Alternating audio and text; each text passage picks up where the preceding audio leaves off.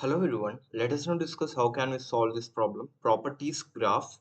Now, we are given with properties having dimensions n by m and an integer k. So, if I take the same example as given here, so we are given with the properties. So, we are given with the first example properties. Now, what we need to do? Here, this represents edge 0, 1, 2, 3, 4 and then 5. Here the problem first states that construct an undirected graph where each index I corresponds to properties I. There is an edge node I and node j. There will be an edge between node I and node j if and only if intersect of properties of I comma properties of j is greater than or equal to k. Now, what is intersect of a comma b? This should return number of distinct integers common to both a and b. Now, let me take an example to understand what does this intersect actually mean. So, in intersect, we need to return the number of common elements from both arrays. So intersect of array A comma B should be return the number of common elements in a set, right? That means there would be no duplicates. So in a set, so both arrays A and B. Let me take an example for you. First thing, let me take 1 comma 1 comma 2 comma 3. Now this would be my array A. Now B would be 1 comma 2 comma 4. Now if I say here I have 1, here I have 1 and 2 and 3. So totally I have 1, I have 2 and then 3. Now from B I have 1, 2 and then 4. Now if you see, the common from both the arrays is 1 and 2. So there are two elements in common. Now I will tell you how I can found this, how we can found these array elements, common array elements. But before that, let us dive that if this from these two, if intersection of these two is greater than or equal to k, then there will be an edge between 0 and 1. So this would be an undirected edge. Now let us see whether we can form a undirected edge between 0 and 1. Now we are given with 1 comma 2 and 1 comma 1. So the elements which are common in both the arrays is only 1. So the size is also 1. Now is it greater than or equal to k? Yes, it is greater than or equal to k. So I would create an vertex 0 and then I would create another vertex of 1. Then there would be an edge between 0 and 1. Now what the next thing I need to check for? So I need to check for the another thing here. It would be something here. Wait a second.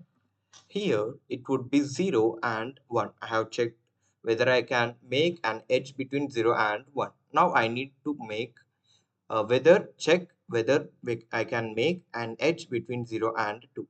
So what are the common elements from these two? It is 0. There are no common elements from the two arrays A and B. So it would return 0, which is lesser than k. So I will not make an edge there. Now 0 and 3, whether let us see whether I can make an edge between 0 and 3. If I take the common elements, then I would get nothing, because I have 1 comma 2 in array A, 4 and 5 in array B. So there are no common elements, so there will be no edge. Now let us see whether I can make an edge between 0 and 4. If I take the elements 1 comma 2 and 5 comma 6. So there are no common elements between these two. I need to check whether I can make an edge between 0 and 5. If I check, there are no common elements again, so there will be no construction of an edge between 0 and 5. I have only 0 and 1 made. Now, the next thing here will be 1. With 1, can I make an edge with 2? Let us see. If I see A this array and B is this array. Now, what are the common elements? It is 0. So I cannot make any edge between 1 and 2. Now, if I see here also I cannot make any edge. Here also I cannot make any edge. Here also I cannot make any edge because the common elements are 0. I need at least k. Now, another. So let me go to 2. Here I got 2 and 3. Let me compare. So from these I got 4 as a common element. So what are the number of common elements? It is 1, which is greater than or is equal to k. So I can make an edge between 2 and 3. So I can make an edge between 2 and 3, right? So 2 and 3. I am making an edge between 2 and 3. Now let me go and check whether I can make an edge between 2 and 4. If I see there are no common elements between these two arrays, so I cannot make any edge. Now let me see whether I can make an edge between 2 and 5. If I see there are no common elements between these two, so I cannot make. Now let me go to 3 and 4. Let us see whether I can make an edge between 3 and 4. So there is one element that I can make and that are common in these two arrays, which is 5. So I have one element common in both the arrays, which is greater than or is equal to k. Now I can make an edge between 3 and 4. So let me make an edge between 3 and 4. Now let me go to the another one. Here I would go to 5, 3 and 5. Let me consider 3 and 5. Can I make an edge between 3 and 5? There are no common elements. So common element count is 0, which is less than k. So I cannot make an edge. Now let me go to 4 and let us see, can I make an edge with 4 and 5? So I cannot make an edge with 4 and 5. But if you see, I have constructed 0, 1, 2, 3, 4, but I didn't construct this 5, which is alone. Now, my problem is, the main problem is return the number of connected components in the resulting graph. So, by taking this approach, as I said, so I can make my intuition that by taking these two and taking off this would take a big O of n square time complexity, right? And I would search with a DFS and every time I would get a new unvisited node, then I will increment my count of components. But if I return like that, it would go in TL. Why? Because here I have the constraints of till, right? Properties or dot length would be greater is equal to 10. So it would take me time complexity of more, but even if you have tried, so let me get to the optimized approach. Let me take the same thing. Now instead of DFS, let me write my question here. What is the another approach?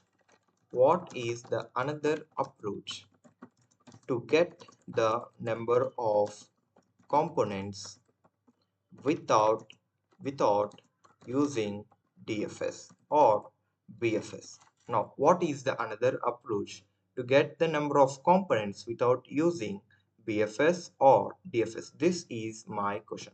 Now, the problem is here. If I say something like, here I have 1. For 1, the ultimate parent is 0. Now, I will write all those nodes 0, 1, 2, 3, 4, and then 5.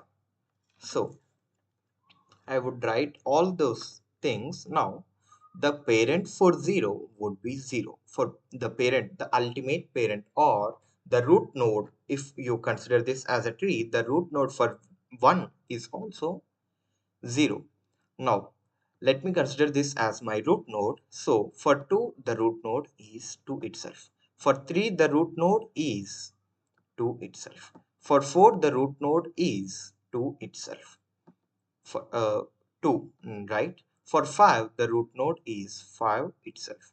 So, totally, the number of distinct elements that I get as parent is 3.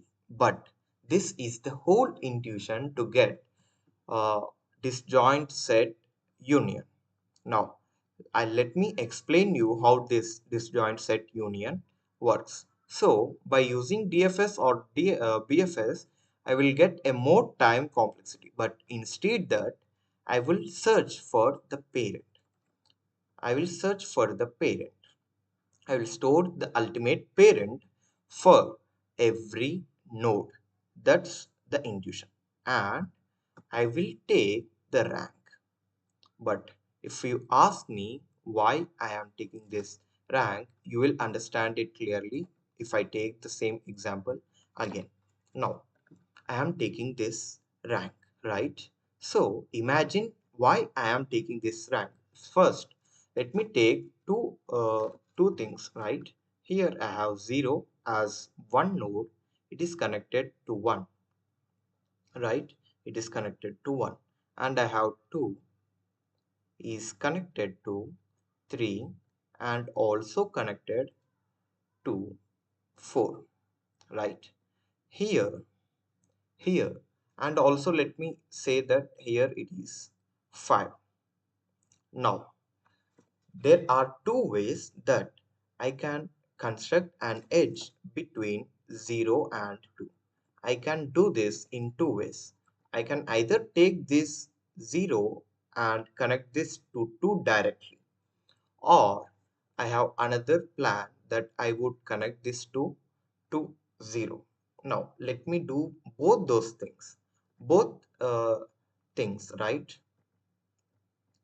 I would do both those things, right? If I connect this to 0, if I connect this to 0, then my height would be changed. I will tell you how this works. Now, if I connect this to 0, right? Now, let us see here. Here, 0 is having the height previously. 0 is having the depth, right? Only 1. Now, 2 is having the depth of 2. Now, I have added 0 to 2. This changed the size, the maximum depth? No. The root node, which is 2, is 2 itself. Now, if I added, so here it is 2, but here it is 1 only. Now, if I added 2 to the as a subtree for 0, then this tree would become longer than expected, right? So if I want to search for the parent of 5, I would go till this and this, which would take more iterations. That's why, so this would be simple for you, that you may ask, there will be only one edge that we are traversing, but imagine there are something like this is one tree and there is some another tree like this, only half of this.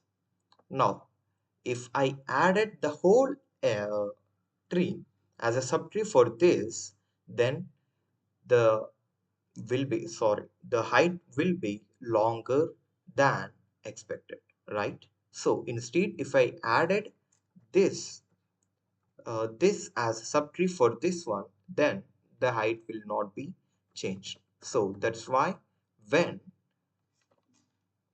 this will be my intuition, when I have rank of I am not checking. So you might think that this would be only the edges that I need to connect. No, not like that.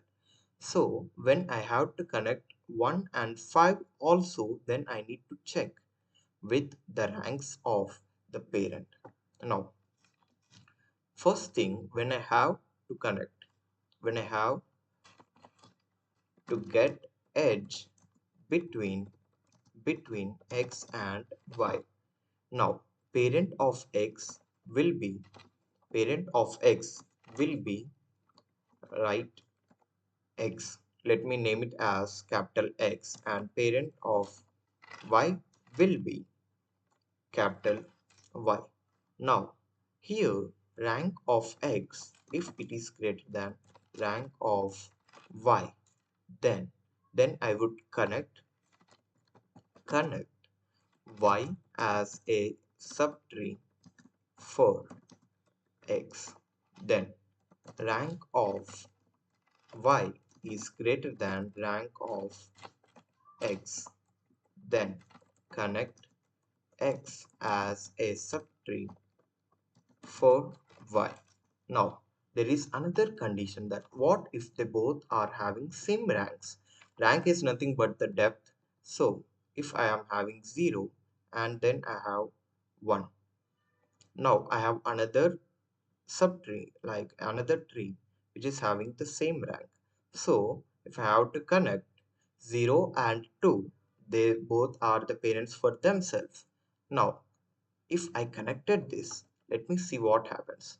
If I connected this as a subtree, or I can connect 2 as a subtree for 0. So both will not change anything, but one thing would be changed: the height to which we are connecting. The rank of the connecting node would be incremented by 1. So if rank of x is equal to rank of y, then connect x as a subtree for y. If I connected x as a subtree for y, so here I am connecting x as a subtree for y, then rank of y would be increased. Rank of y would be increased. Now, as I said, I will be having the parent for every node. Here, the ultimate parent for 3 will be stored as 2. The ultimate parent for 1 will be stored as 2. The ultimate parent for 0 is also stored as 2. So, I would simply use this parent array and also the rank array. The rank will be utilized to connect edges, and the parent array is used to get the ultimate parent when we are connecting, and also at the last when we need the number of components. The number of parents are equal to the number of uh, components. So this is how you solve this problem. Let me show you the code. First thing, find. We are finding the ultimate parent for given node x. If parent of x is equal to x, then parent of x is equal to, find the parent of the another parent. Now let me explain you why this happens. Now 1 is here, and then 2 is here, and then 3 is here. Now the ultimate parent, I know the ultimate parent for only one, which is 1. Now the parent for 3 is 2. The parent for 3 is 2, and the parent for 2 is 1. The parent for 1 is 1 itself. So the ultimate parent for 3 would be 1. So that's how you will get this function as executed. Now let me say this merge function is nothing but this algorithm. When I have to get edge between x and y, parent of x is equal to x, parent of y is equal to y. If rank of x is greater than y, connect y as a subtree for x. If rank of y is greater than x, connect x as a subtree for y. If they both are equal, connect x, or you can connect y and then increment rank of x. So this is the whole algorithm's code. Now, number of components. This would be easy if you understand these two. These two are the only main parts of this code. Now, here to get the number of what they say, the intersection, the common elements, unordered set of int attribute sets of size I am initializing, and attributes of I is equal to unordered set int properties of I dot begin, properties of I dot end. So I would take the common from all of them. So I would count the number of values. So here I would take the matches, that means the number of intersecting values. If they are greater than or is equal to k, then only create an edge between I and j.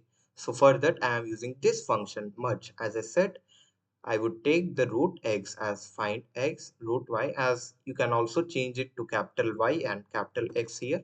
So I am considering this merge as creating an edge between I and j. Unordered set int unique groups. So this is the last part. As I said here, I would count the number of unique elements from the parent array. So unique groups dot insert find I. That means you can also get the ultimate parents by taking this find of I. So at the last, unique groups dot size will be returned at the last. So this is how you solve this problem. If you like this video, do share it to friends, and if you have any queries, do comment in the comment section. Thank you.